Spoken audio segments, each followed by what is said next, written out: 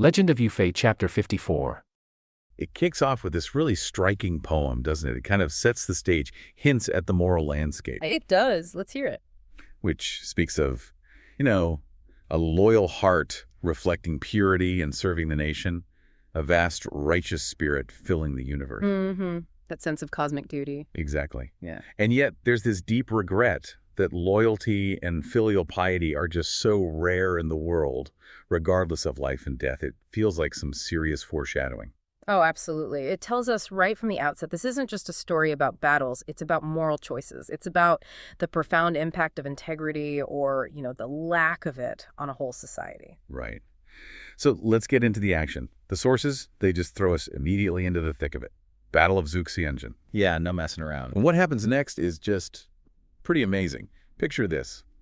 The Jurchen enemy camp, it's heavily fortified, right? Right, dug in. And suddenly, a single figure, Yuyin.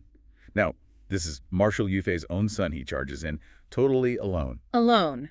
Into a fortified camp. Completely alone, wielding 2 silver hammers, and the text says they strike Yuria like a rain of locusts. Just imagine that visual. Wow. That's intense. And he's shouting, "Rouge!" Which means, I, young Master Yu, have come to stomp your camp. Ha! Stomp your camp. I love the confidence. Incredible, right? And the enemy soldiers, they already know his reputation, his ferocity.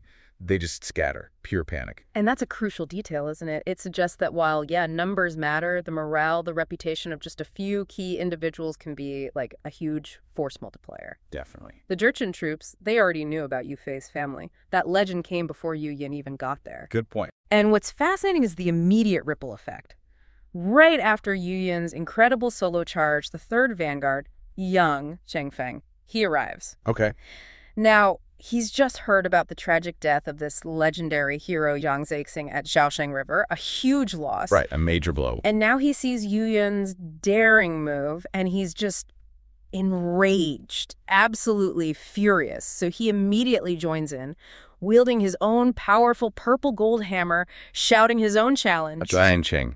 Huh. I, Yan Chengfeng, have come to stomp your camp too. The sheer audacity, it just keeps building. So you've got the Jurchen general, Wuzing, getting these reports. Yeah, he must be freaking out. Totally. Reports of these Gri, which is a pretty nasty term, little southern barbarians, he calls them, just wreaking havoc in his camp. And he's dismayed. Understandably. He actually recalls how just one guy, had single-handedly killed 4 of his vanguards, even though Wuzu had this massive 600,000-strong army. 1 man against 4 commanders of a huge army. Incredible. So Wuzu, he recognizes the immense psychological threat these few warriors pose. It's not just about the fighting. Right, it's fear. Exactly. So he issues this terrifying order, Yeah. capture them alive, or you face military execution. Wow, that desperate. Yeah. It's an incredible insight, isn't it? How the actions of just a few brave men could shake the confidence of a top commander and his massive force. It wasn't just physical damage, like you said. It was a blow to their morale, their whole sense of superiority. It absolutely highlights that heroism isn't just about, winning a little fight. It's about creating a legend that can demoralize an entire opposing army. Which does raise that important question. How can such a small group cause such disproportionate chaos? And it doesn't stop there. No. Soon after, the 4th Vanguard, Hu Wangqing, charges in. He's got dual hammers too, adding to the storm. Okay, so now there are 3 of them in there. At least. Then comes the 5th, Yu Wangqing. He's got a silver spear, and he's described as just incredibly fierce. Get this. The sources vividly say he broke through 7 layers of encirclement and overturned 8 elite tiger wolf units. 7 layers. That's Yes. almost unbelievable. Right. It apparently made the Jurchen soldiers cry out in sheer terror. The southern barbarians are truly ferocious. It just shows the kind of fear these guys instilled. It's like something out of a legend. And the assault just keeps going. Relentlessly. The 6th Vanguard, Lu Yangqing, he arrives at dusk. But first, before he even fights, he stops by the river to mourn Kash's body. Swears revenge right there. A moment of respect amidst the chaos. Yeah. And then, fueled by that grief and fury, he charges in. Finally, the 7th Vanguard, Hu Shengzi, arrives. He's got this gleaming, painted silver halberd. Another one. And he shouts with this sort of grim warrior enthusiasm, how exciting Wu Shengzi have also arrived. How exciting. In the middle of that mayhem. Well, maybe this is stimulating is a better sense, but yeah. Can you just imagine all 6 of these guys? The text calls them Kisho. 6 fierce tigers, basically tigers of war, fighting inside the Jurchen camp for a full day and night. A whole day and night, surrounded. Surrounded. The sources say they turned the battle into total chaos where heaven and earth darkened, sun and moon lost their light. It's like a force of nature tearing through them, not just men. Just incredible endurance and courage. It's almost superhuman, isn't it? Truly embodying that spirit of individual might against overwhelming odds. But, even heroes like these, despite all their individual skill, they're still part of a larger strategy. They still need support. Right, they can't do it all alone forever. Exactly. And the sources tell us that Marshal Orfei and Marshal Han Xizong's main armies finally arrive. You hear the thunderous boom of cannon fire signaling their approach. The cavalry arrives, so to speak. Pretty much. Yeah. And this crucial support allows Xiao and 5 of the other vanguards to finally fight their way out of the camp. Okay, so they get out. Phew. But wait. Yun, amidst all that chaos, quickly realizes someone's missing. Yang Chengfeng? Oh no. The second guy who charged in? That's him. And without hesitation, Yun and the other generals, they bravely charge back into that swirling chaos to rescue their comrades. Back in. After fighting for a day and night. Back in. It's just this powerful demonstration of brotherhood, of loyalty that goes way beyond the heat of battle. Wow. Do they find him? They do, and it's a pretty grim scene. After fighting for Sumin that full day and night, he's completely out of it. The text says, literally killed until disoriented. He can't even recognize his own side. Oh, man. Yeah. Battle fatigue doesn't even cover it. No. The other heroes have to physically restrain him, basically drag him out of the battle. It's a really harrowing image of sheer exhaustion. I can only imagine. And when they eventually get back, Marshal Yufei himself takes the time to console Lu Yanqing, the one who mourned by the river, still grieving. What does he say? He says, Shu Win, which means something like a warrior dies on the battlefield, his body wrapped in horsehide, that's the life. It's only a pity he didn't live to enjoy court honors. Such a hero, truly regrettable. Acknowledging the sacrifice, but also the potential lost. Exactly. And then Yufei personally oversees Jiang Zaixing's burial at Phoenix Mountain. This moment, it really underscores the immense personal cost of all this valor and the deep emotional toll it takes, even on the most hardened warriors and commanders. Yeah, that image of the great Marshal Yufei mourning, personally overseeing a burial, it really brings home the human element behind these huge epic sagas. Makes you wonder how leaders carried that emotional weight along with, all this strategy. It's a heavy burden. But if we sort of connect this back to the bigger picture, while you have this raw heroism defining the battlefield, there's this different, much more insidious force at play behind the scenes. Ah, the shift in focus. Yeah, threatening to unravel everything these warriors fought for. Our sources suddenly jump us to Wuzu's camp after the battle. He's surveying his, countless dead and wounded. His confidence must be shaken. Definitely. And he starts questioning why Qinghe, this figure back in the Song court, hasn't responded to his earlier messages. He actually suspects betrayal, even though they apparently had some previous understanding, maybe even vows exchanged. Interesting. Political intrigue. Right. But his military advisor reassures him, kind of subtly implying, oh, don't worry, Qinghe will surely act, which reveals this hidden layer to the conflict one fought with whispers and political moves, not swords and spears. And what a critical layer that turns out to be. Because meanwhile, Marshal Yufei's military power is just growing exponentially. Right, he's getting stronger on the field. Marshal Yu and Marshal Ri arrive, each with 50,000 troops. That brings his total to 200,000 soldiers, spread across 12 huge camps at Zuxianzhen. Massive force. Formidable army. And this is when we see this unprecedented symbol of imperial power, an imperial sword. Okay, what's special about that? Well, this wasn't just any sword. It granted him absolute authority. He could execute even high-ranking officials on the spot without needing prior imperial approval. Wow, that's huge power. Execute first, report later. Exactly. It signals a desperate emperor placing immense, almost unchecked trust in his marshal. Power rarely given, usually only in times of extreme national emergency. Desperate times. Right. He also gets hundreds of talismans to appoint meritorious people, solidifying his command. But then comes this deeply troubling piece of news. Oh. Grand Tutor has died. And that very same Qin Hui, he's just been appointed prime minister. Ah, the man Wuzu was wondering about, now he's prime minister. Now he's prime minister. The stage is set, not just for a clash of armies, but for this devastating conflict between military success on the front lines and political sabotage back at court. And this raises that really important question about power, doesn't it? How does authority, once it's granted, become corrupted from within? Yeah. Soon after this, the esteemed the new top scholar, a guy named Zhang Jucheng, arrives at Yu Fei's camp. He's dressed as a civilian, offering to serve as a military advisor. A top scholar wanting to advise the army. Yeah. Interesting. Very. But then he reveals this shocking truth. He hadn't brought a traditional gift, basically a bribe for Qin Hui when he got appointed. Okay. So Qin Hui, apparently driven by pure petty revenge, used his new immense influence to reassign Zhang Jucheng to this distant military role instead of the prestigious court position that a top scholar like him deserved. Just because he didn't bring a gift? Yeah. That's incredibly petty. Isn't it? Yu Fei and the other generals are absolutely outraged. They exclaim, how can this be? How can you value bribes and slight worthy people? Yeah, it perfectly shows how personal vendettas, fueled by this unchecked power, could just corrupt the highest levels of government, undermining the whole system that's supposed to reward merit. The destructive power of ego and corruption right there in the government structure. And the true, just chilling extent of Hui's treachery. It soon becomes undeniable. Another so-called imperial decree arrives. Oh, I have a bad feeling about this. You should. It's specifically for Zhang Jucheng, ordering him to go to Ordi Wugocheng. Wugocheng, where is that? It's this remote, desolate place where the two captive former Song emperors, known as the Oya, two sages, were being held. It wasn't just a place, it was a symbol of national shame, humiliation. Okay, so sending him there. The generals immediately recognize it.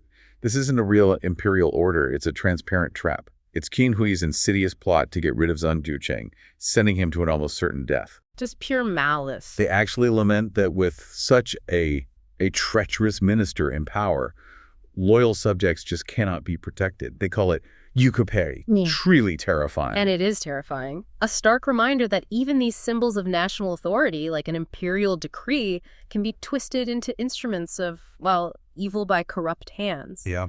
And this whole tragic episode just underlines the profound vulnerability of integrity when it's confronted by corrupt power like that.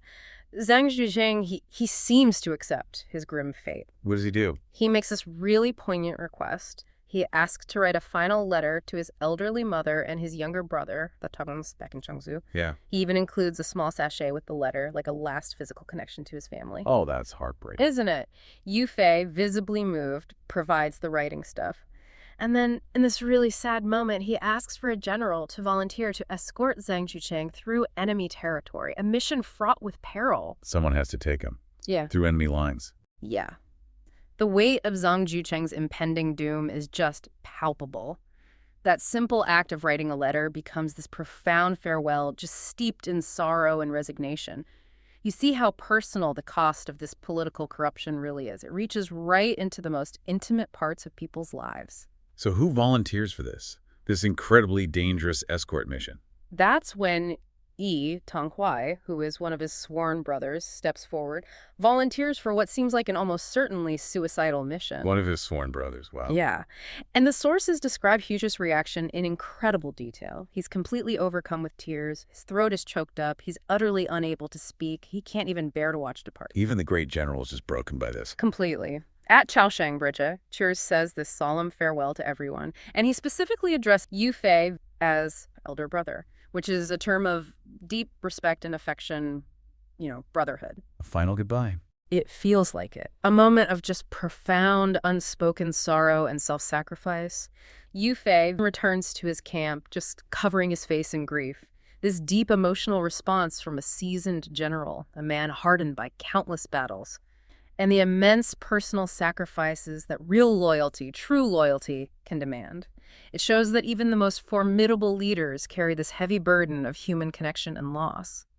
Zhang Jucheng, He's a newly appointed scholar, right? Top marks. That's right, as Wang Yuan, the best of the best in the imperial exams. And he's dispatched by the Song Emperor to the Jurchen Hill Wugocheng. Wugocheng. Now, what exactly made this mission so fraught with peril? I mean, especially for someone like him, the top scholar. Well, you're absolutely right to call it perilous. I mean, Wugocheng was deep within enemy territory, a stronghold of the Jurchen Jin dynasty. Okay. And his task? To inquire about the two sages. Now, for any listener unfamiliar, this was basically a coded way of asking about the two previous Song emperors. The ones captured by the Jurchens years before. Exactly. So, sending an envoy, let alone the empire's top scholar, to directly ask about captured royalty, it was an act of both immense desperation and, frankly, symbolic defiance. He was essentially walking into the lion's den. Totally. Where any misstep could mean torture, imprisonment, or, well, death. It was incredibly high stakes. So a mission of extreme sensitivity. But he wasn't alone, was he? He had an escort, and the text describes this escort as anything but conventional. Who was Tang Huai, and how did he even get close to Wuzu's camp? He certainly wasn't alone, and his escort was, extraordinary. Tang Huai was one of the renowned General Yufei's most trusted and formidable men. Okay, one of Yufei's guys. Right. And the source vividly describes Tang Huai's approach. He rode straight up to Wuzu's massive Jurchen encampment, a place just bristling with enemy soldiers. And instead of trying to be discreet, he shouted a challenge. Shouted a challenge. Yeah. Seriously. Demanding safe passage for the envoy. It was incredibly bold, almost suicidal, really. A display of courage and loyalty. Wow. Actually, a small Jurchen scout, a Xiao fan, reported his arrival, calling him Tang Man. That's the term the Jurchens used for Southerners, especially Yufei's men. It carried a mix of, disdain and maybe some grudging respect. Okay, here's where it gets really interesting for me. You'd expect Wuzu, the formidable Jurchen general, this fierce enemy commander, to react with immediate fury, right? Or just dismissiveness to such a direct challenge. You would think so. So what was his response to Tang Huai's audacious demand? Well, what's fascinating here is Wuzu's surprising reaction. Far from anger, he actually expresses a deep admiration. Admiration. Yes. The text quotes him saying something like, "There are such loyal ministers in the Central Plains," which is very respectable. And then he orders his vast camp described as 5 camps and 8 outposts with countless soldiers to part and make way for the envoy. He just parts the sea of soldiers. Pretty much. And he even goes a step further, assigning a high-ranking official a pingzing. Think of that as like a senior chancellor or maybe a grand counselor in their system. Right. And 50 soldiers to escort them all the way to Wugocheng. That's remarkable. It's not just an enemy showing respect. It's almost like a shared code. I think that's exactly it. It speaks to a universal code of honor, maybe a warrior's respect, even in brutal warfare. Wuzu, a fierce general himself, he understood loyalty. He saw it in Zhang Zhucheng. It shows that even in the most brutal conflicts, sometimes there's this surprising bridge of common values. War isn't always black and white, There are these gray areas where humanity can still peek through. That's a powerful insight, that shared warrior ethos. And the impression these two men made, riding into the heart of enemy territory like that, it must have been quite striking. What did they look like to the Jurchen soldiers watching? Oh, the description is quite vivid, and it's important. Zhang Zhucheng, the scholar, he appeared dignified, resolute, fair-faced, red-lipped, wearing a red robe with a golden belt, a black gauze cap, black boots, holding his imperial tally, the symbol of his mission. Very official. Very. And behind him, Tang Huai, with his silver spear, cut an equally formidable figure.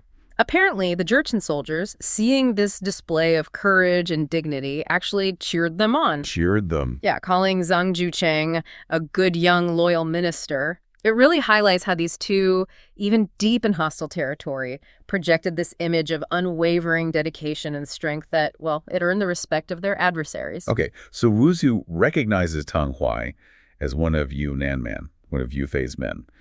His advisor Hamichi confirms it. And while he shows admiration, he also expresses concern, right, about the bravery of these Nanman, these Southerners. Yeah, he does. He notes their bravery, maybe a bit worriedly. But then the situation takes a really critical turn. It sets up this poignant dilemma. Wuzu gives a very specific kind of chilling command, doesn't he? He does, and this is crucial. He orders his troops to close ranks immediately after the envoy passes. And then specifically, he commands that if Tang Huai attempts to return, he must be captured alive and unharmed under penalty of death for anyone who disobeys. Alive and unharmed. Wow.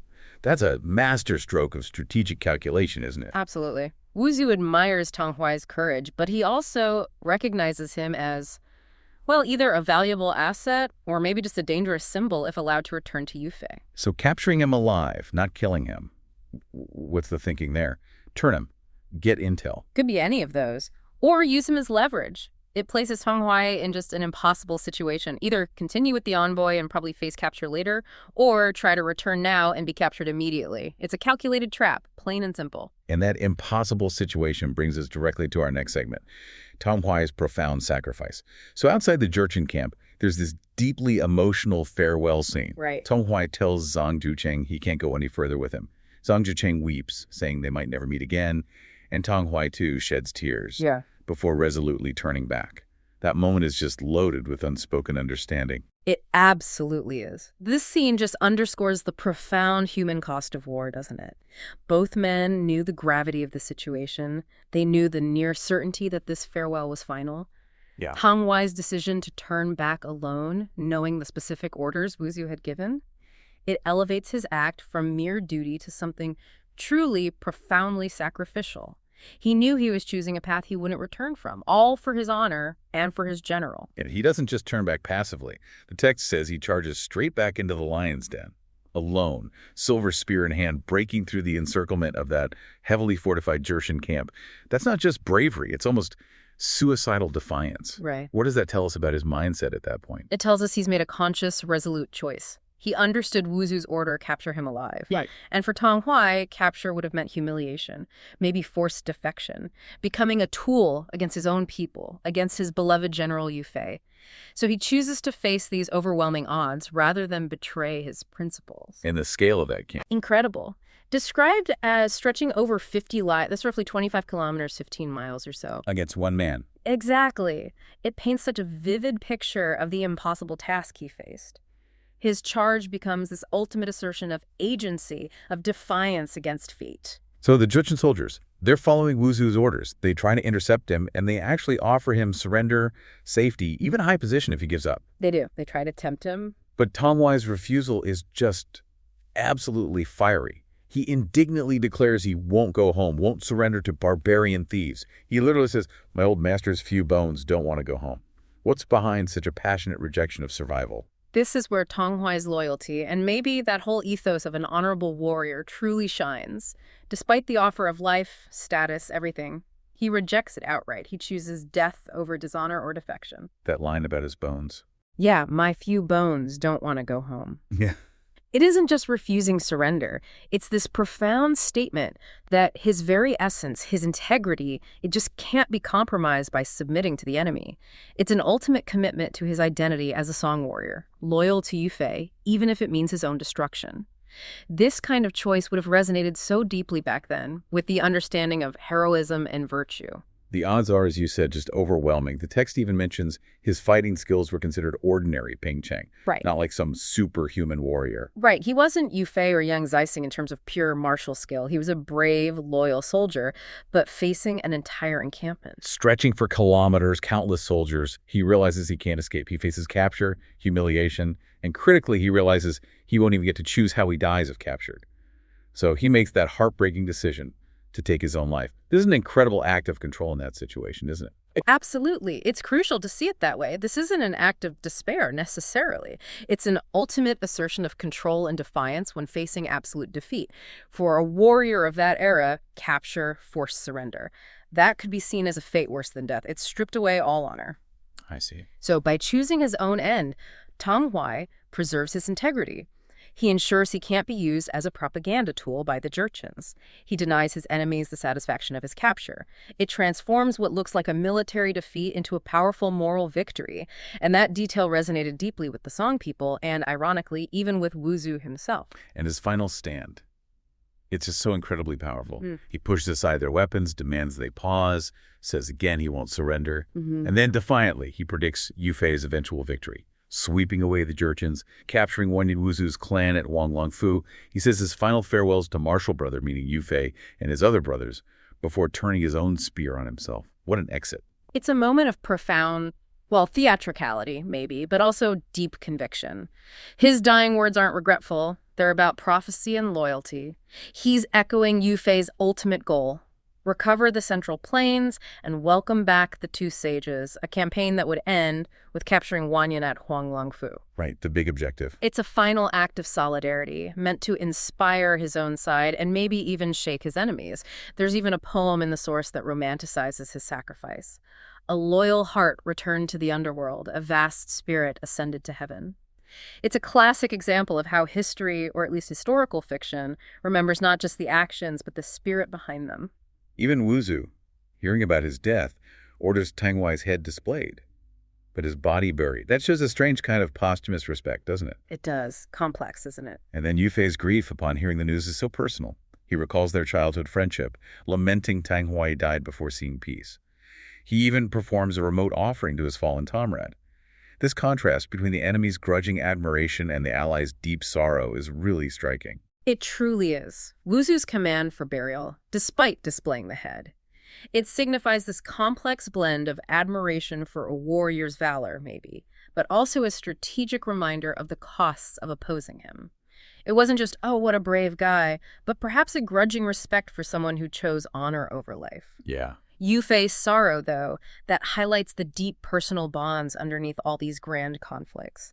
It reminds us that even great generals, leaders of vast armies, they feel immense personal loss. It's a testament to the fact that even in epic warfare, human connection and grief remain absolutely central. Okay, so from that profound sorrow of sacrifice, the narrative shifts. Wuzu is in his tent, still actually praising Tang Huai's loyalty and courage to his generals. Still reflecting on it. But then a new figure arrives, described as Wuzu's royal son, Wenlong. This marks a really significant turn in the story, doesn't it? It absolutely does. Think about it. The story of Tang Huai's sacrifice just set this incredibly high bar for heroism and loyalty, a standard we've just witnessed. Right. And now, almost immediately, we're introduced to a character who is going to completely redefine the challenges faced by the song. It's a classic narrative device, really introduce a game changer, someone who demands a whole new strategic approach. And what a picture the text paints of this Wenlong. Only 16 years old, but he possesses immense strength, 1,000 jin, which sounds unbelievably powerful. It's a huge amount. He's 9 feet tall, Yeah. which must be an exaggeration, but still broad face, large head, round waist, handsome eyes, clear eyebrows, proficient in archery, horsemanship, skilled with dual spears, and hailed as the #1 hero in the north. And the text specifically notes a type of hero lacking in the south. This is quite an entrance for a teenager. How does this portrayal set him apart? He's depicted as a true prodigy, almost a mythical figure in a way. His physical attributes, his skills, they're exaggerated to convey this extraordinary, almost superhuman prowess. The details about his youth, combined with that immense strength and the twin spears, it immediately tells us he's not just skilled, he's uniquely gifted. And that specific mention, the #1 hero in the north, a type of hero lacking in the south, that's deliberate. It builds him up as this formidable, seemingly unbeatable adversary for Yufei and his generals. It foreshadows huge struggles to come. He's not just another warrior, he's presented as a phenomenon. And Wenlong doesn't waste any time once he arrives. He immediately and quite boldly questions Wuzu's strategy, asks why the Jurchen army hasn't just advanced to Linen to capture the Song Emperor. That really highlights his youthful impetuosity, doesn't it? But maybe also a keen strategic mind. It certainly does both. It definitely showcases his unbridled confidence that may be born from his unchallenged status and youth. But yeah, also a sharp intelligence. He's not content just being a fighter. He's thinking about the bigger picture, the campaign, pushing for that decisive victory. And this moment serves a dual purpose in the story. It reveals Wenlong's audacious character, but it also gives Wuzu a natural opening to explain the very real difficulties the Jurchens have been facing, which gives us crucial background context from their perspective. It's that tension between youthful audacity and seasoned experience playing out right there. Right, and Wuzu uses this chance to explain why they're stalled. He brings up the death of Zaixing at Xiaoshangi. A huge loss for the song, but also a costly victory for the Jurchens. Fierce battles with Yu Yun and Yan Chengfeng, the formidable presence of 12 Song encampments facing them, and of course Yufei's exceptional prowess. Why is it important for us, the listeners, to hear these challenges from Wuzu's point of view? Well, it's critical for understanding the strategic deadlock, and it offers a more balanced view of the conflict, you see. Wuzu isn't just making excuses here, he's detailing the formidable opposition he's genuinely up against. He highlights the military genius of Yufei and the bravery of his generals.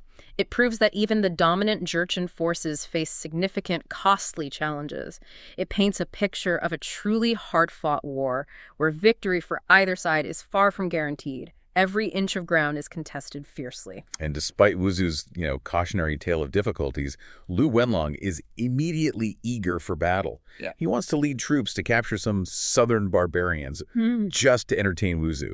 It shows his absolute eagerness for combat. Wuzu gives him some cautionary advice, but you can probably feel the untamed energy radiating off this young warrior. His eagerness for combat, almost like it's a sport or entertainment for Wuzu. It really sets him apart. It's that unbridled confidence of youth, maybe meeting the harsh realities of war, but he seems completely unaware of the true cost yet. Wuzu's caution, on the other hand, that reveals his experience. He knows that even the most talented warriors can fall. This moment is such a stark contrast, youthful idealism about warfare versus the pragmatic, often brutal realities of the battlefield. It perfectly sets the stage for his impending debut. And that eagerness leads us directly into our final segment. Lu Wenlong's devastating debut. He leads Jurchen troops across Zaixing Bridge right up to the Song camp to issue a challenge. No time wasted, straight to the front lines. What happens next? He is clearly not one to hang back. So a small soldier reports the challenge to Yufei. Yufei asks for volunteers, and two generals, Hu Tianqing and Hu Tianbao, their brothers, step forward. Okay. Yufei, ever the cautious and experienced commander, tells them to proceed with extreme caution. That immediately signals the danger, right? Yufei's seasoned judgment tells him this is no ordinary challenger, even without knowing exactly who it is yet. It's a subtle foreshadowing of the sheer power Lu Wenlong wields. So Hu Tianbao rides out first to face him, and the text again emphasizes Lu Wenlong's striking appearance. Yes, it paints the picture again. 16 or 17 years old, fair-faced, red-lipped, wearing this elaborate two dragons playing with a purple gold crown with pheasant tails, a red battle robe, golden chainmail, sword, bow, riding a red horse and wielding those two six-sunken spears, described as majestic and full of heroic spirit. What impression would that have made on the song general approaching him? Well, the description emphasizes both his youth and his formidable, almost regal presence. Specific details, that ornate crown, the dual spears. It paints a picture of a warrior who isn't just skilled, but carries this, air of invincibility. Yeah. It's a powerful visual representation of the immense threat he poses, designed to instill awe, maybe even fear. Hu Tianbao certainly takes note, but his reaction, well, is critically flawed. And that's where Hu Tianbao makes a critical, ultimately fatal mistake, isn't it? Yeah. Despite acknowledging Lu Wenlong's impressive demeanor, he underestimates him because of his youth, tells him to go back and send an older warrior. A big mistake. How does Lu Wenlong react to this perceived insult? This underestimation, it's such a classic narrative trope, isn't it? Setting up the swift and brutal comeuppance, Lu Wenlong's response is just scornful laughter. He laughs at him. Yeah. He dismisses Yufei's reputation, dismisses all Song soldiers as basically inconsequential, totally unworthy of his time. His arrogance isn't just a character flaw here. It seems born from an absolute, and at this point maybe justified, confidence in his own abilities. He's not just dismissing Hu Tianbao, he's essentially throwing down a gauntlet to the entire Song army's reputation. And then the double tragedy for the Song army unfolds with brutal efficiency. Describe how Lu Wenlong actually dispatches these two brothers. It's truly devastatingly fast. Lu Wenlong acts with astonishing speed and precision. He kills Hu Tianbao almost instantly, uses his left spear to parry Hu Tianbao's broadsword, and with his right spear, stabs him right in the heart. Bam! Done. Wow. Then Hu Tianqing, his brother, understandably enraged, immediately attacks. But Lu Wenlong defeats and kills him with those dual spears in fewer than 10 exchanges. Fewer than 10 Yep. against an experienced general. Exactly. This debut is nothing short of terrifying for the Song side. The speed, the precision with which he dispatches both brothers, it immediately establishes him as a warrior of absolutely unparalleled skill, far beyond what his age would suggest. It sends a crystal clear message to the Song forces. This is something new, something incredibly dangerous. Lu Wenlong then delivers this triumphant taunt, demanding Yufei send genuinely capable generals instead of, quote, nameless small fries to their deaths. Rubbing it in. Yeah. So the defeated Song soldiers report this double loss back to Yufei, who is naturally overcome with grief. But then, an incredible response. Yu Yufei's own son, Zaixing, Yan Chengfang, and He Yuanqing, four of Yufei's absolute top generals, all volunteer to face Lu Wenlong together. 4 of the best. And here's our cliffhanger. Yu Fei, seeing these 4 top generals volunteer, devises a specific plan to capture the young Jurchen.